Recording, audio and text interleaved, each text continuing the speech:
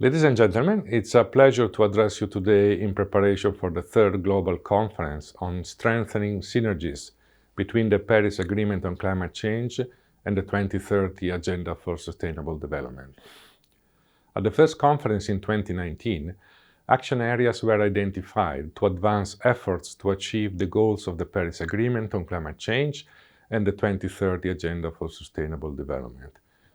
The conference emphasized that taking climate and SDG development actions simultaneously and in an integrated way is not a theoretical concept, but a pragmatic guideline for all forms of decision-making.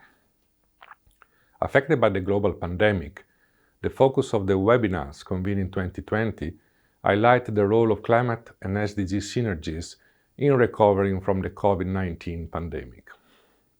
The conference addressed the intersecting global crises that call for coordinated plans and economic stimulus investments to meet multiple goals, while ensuring that these relatively short-term measures could also promote longer-term goals for sustainable development and to impede climate change. Building on the outcomes from 2019 and 2020, this conference provides an opportunity to take stock of practical measures that are being implemented to advance climate and SDG synergies in national and subnational efforts, including through plans to recover better from the pandemic. The 2015 Paris Agreement and the 2030 Agenda, with its set of 17 SDGs together, give us the roadmap to building a more sustainable and resilient world. They provide us with a long-term vision of what the future could look like, one that considers the health of the planet, all forms of life, and the sustainable use of its resources. This is the vision that is clearly reflected in each of the SDGs. As SDG 13 is intrinsically related to most of other SDGs, climate change is a threat multiplier. That's why when we consider any of our global challenges, we must consider the cross-cutting nature of climate change. It is vital for nations to work as hard as possible in order to meet their commitments under the Paris Agreement and to achieve the 1.5 degrees goal.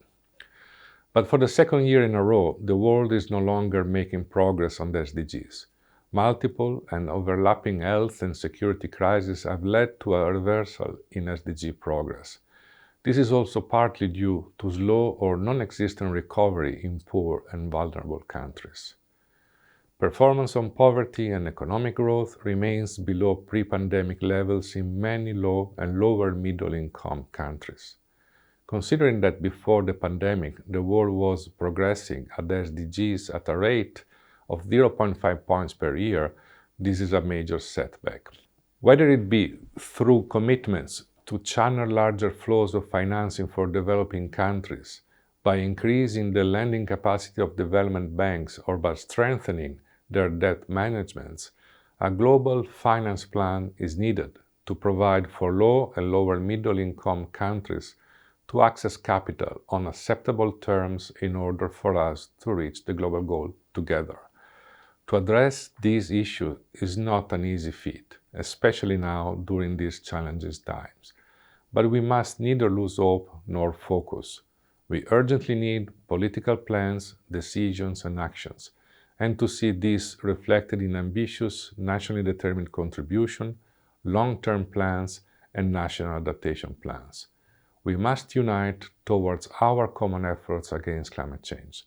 This conference is an opportunity to explore implementation efforts towards achieving the goals of the Paris Agreement and the 2030 Agenda for Sustainable Development. I look forward to working with you at the conference in July.